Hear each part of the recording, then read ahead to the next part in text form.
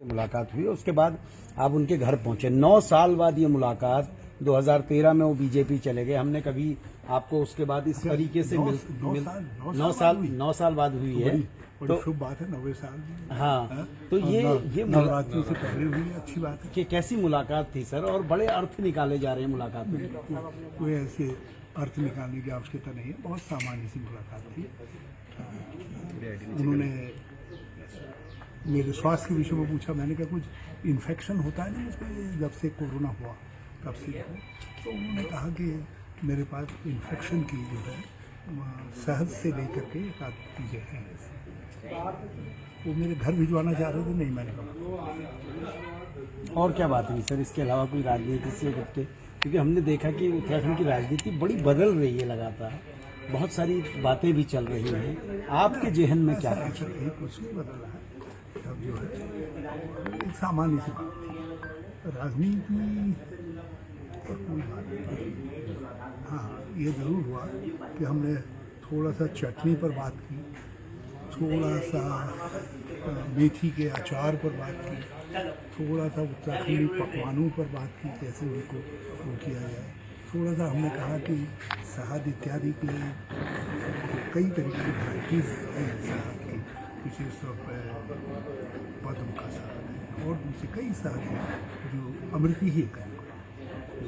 उनको हम कैसे इन्हांस करें और इसको लोगों के कुटीर उद्योग के तौर पर विकसित करें, ताकि अच्छी खासी इनकम भी लोगों की हो सके और यहाँ का प्रकृति संरक्षण है वो भी बढ़ सके। ऐसी बहुत सारी। सर, मुख्यमंत्री से लेकर तमाम लोग आपसे मिलने पहुंचे, बीजेपी के लोग ज़्यादा मिल रहे हैं आपसे? नहीं, ऐसा नहीं है, कांग्रेसी भी मिल रहे हैं यार। ऐसा आप अखबार वालों ने ऐसा इंप्रेशन क्यों डाल दिया? कांग्रेसी लोग भी बहुत दिन पहले ही इरफान आर्या जी मिले थे, बल्कि मदन मिश्र जी मिले थे और बहुत सारे। लेकिन सर, उत्तराखंड की राजनीति और खासकर देश की राजनीति में हरीश रावत एक बड़ा नाम है, और उनसे अगर इस वक्त विपक्ष के लोग आके मिलते हैं, हालांकि आप राजनीति में बहुत सीनियर है।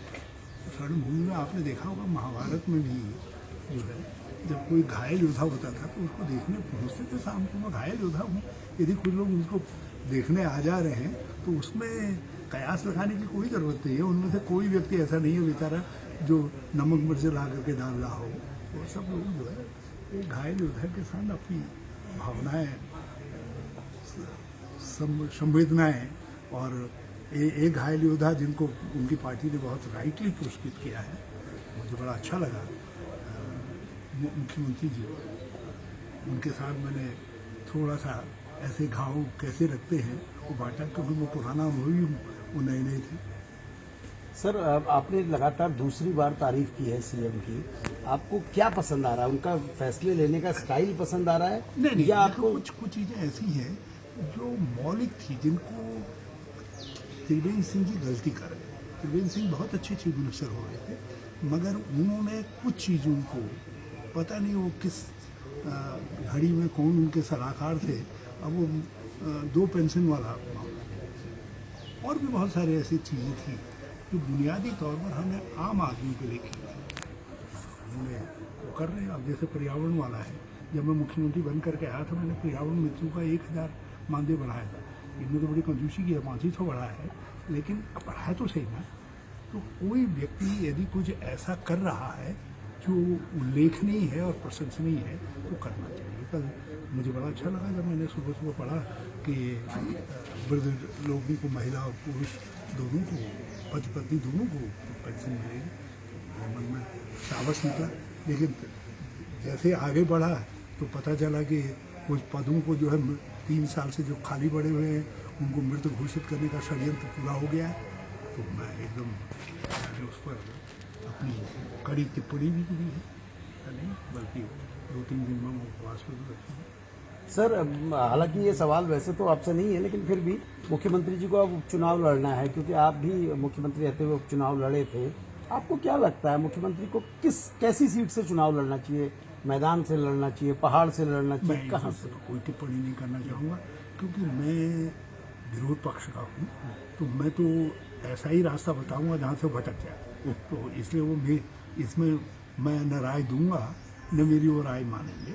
वो उनको पार्टी कहेगी। हाँ, मैं अपनी पार्टी वालों से जरूर कहना चाहता हूँ, एक राउंड के लिए अपनी तरह से मशल तैयार रखें। सर एक बात ये भी चल रही है उत्तराखंड में कि क्या रावत जी सही इंसान हैं और पार्टी गलत है, क्या रावत जी पार्टी बदल सकते हैं, इस तरह की बातें हैं।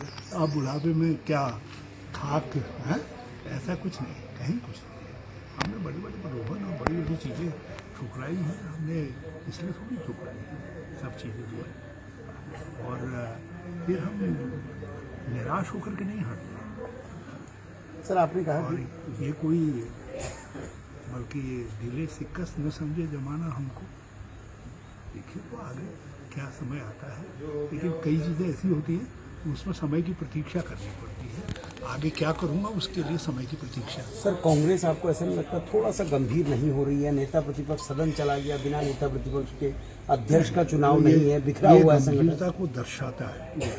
इस समय जो भी निर्णय पार्टी करेगी इसका असर न केवल 2027 पर पड़ेगा, 2024 पे भी पड़ेगा और पार्टी के फ्यूचर पर पड़ेगा। कहीं ज़रा सा गलती कर गई पार्टी जो है, कहीं समीकरण बनाने में और लोगों के चयन करने में ज़रा सा गलती हो गई तो उसका परिणाम पार्टी के लिए फिर रेक्टिफाई करना बड़ा मुश्किल हो जाएगा। इसलिए यदि कोई राय दे रहा है जिसने कहा है कि नहीं ठीक तरीके से हमको पूरा विचार कर लेना चाहिए, तो मेरी समझ से वो राय मुझे उचित लग रही है और इससे कोई फर्क नहीं पड़ता है कि आप 2 महीने बाद करिए, 2 महीने पहले करिए, लेकिन चीज़ें ठंडी होती हैं।